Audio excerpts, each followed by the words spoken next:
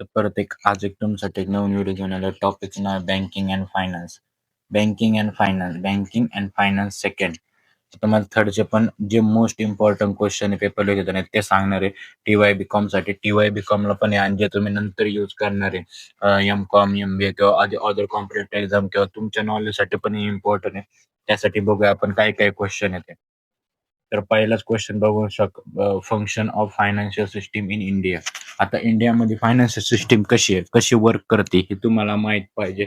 नंतर function of foreign exchange मार्केटवरती तुम्हाला definition विचारतील, मिनिंग विचारतील, आणि त्याचे फंक्शन, फीचर, ऑब्जेक्टिव्ह, इम्पॉर्टंट एवढं तुम्हाला विचारणार म्हणजे विचारणारच. ओके. नंतर definition of stock market and its functions. Stock market म्हणजे काय, त्याचे फंक्शन पण तुम्हाला माहित पाहिजे. मोस्ट इम्पॉर्टंट गोष्ट, डिफरन्स बिटवीन प्रायमरी मार्केट आणि secondary market. Meaning of share and debenture.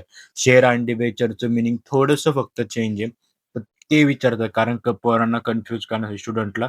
त्यासाठी करून ठेवा. मी तुम्हाला जेवढं सांगतो तेवढे केलं तरी जातील. बाकीचे तुम्हाला वाटले तर करा, नाही वाटले तरी नाही केले तरी चालतील, काय अडचण नाहीये. ओके. नंतर बघूया आपण. नंतर आहे काय? हां.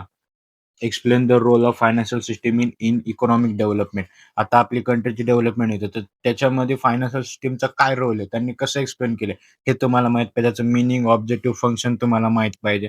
नंतर explaining function of Indian money market. Indian money market तुम्हाला फंक्शन माहित पाहिजे. मीनिंग ऑफ स्टॉक ट्रेडिंग म्हणजे काय, नंतर स्वॅप ट्रेडिंग म्हणजे काय, नंतर डेरिव्हेटिव्ह म्हणजे काय, हे तुम्हाला माहित पाहिजे. हे तुम्हाला माहित असलं तुम्ही हे स्टॉक मार्केटचं आरामात, बँकिंग फायनान्स आरामात लिहू शकतात. नंतर explain the stock trading process काय, आपण ट्रेडिंग करतो त्याची प्रोसेस काय, त्याचे चार्जेस किती असतात, हे पण तुम्ही लिहिले तर जो पेपर चेक करणार त्याला अजून वाटेल याला डीपमध्ये माहिती, म्हणून तो तुम्हाला 100% मार्क देणार. नंतर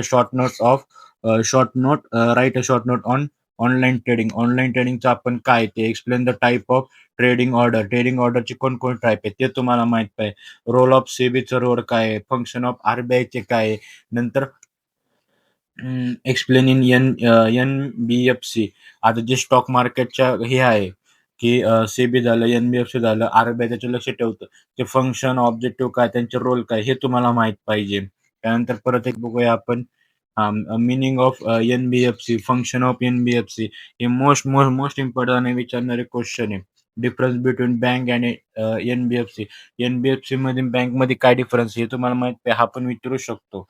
नंतर explain the function of Indian capital market. हा पण एक विचारला जाणारा क्वेश्चन आहे. तर मी तुम्हाला बघू शकता याच्यामध्ये जवळजवळ 20 एक क्वेश्चन आहे. त्याच्यामध्ये मी तुम्हाला 8 ते 10 सांगितले. तेवढे केले तरी तुम्हाला काय अडचण नाहीये. आता हे झालं बँकिंग फायनान्स 2.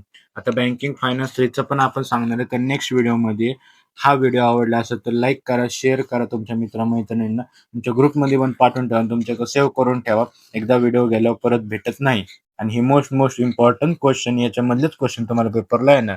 तर भेटूया नेक्स्ट व्हिडिओ. तोपर्यंत बाय बाय.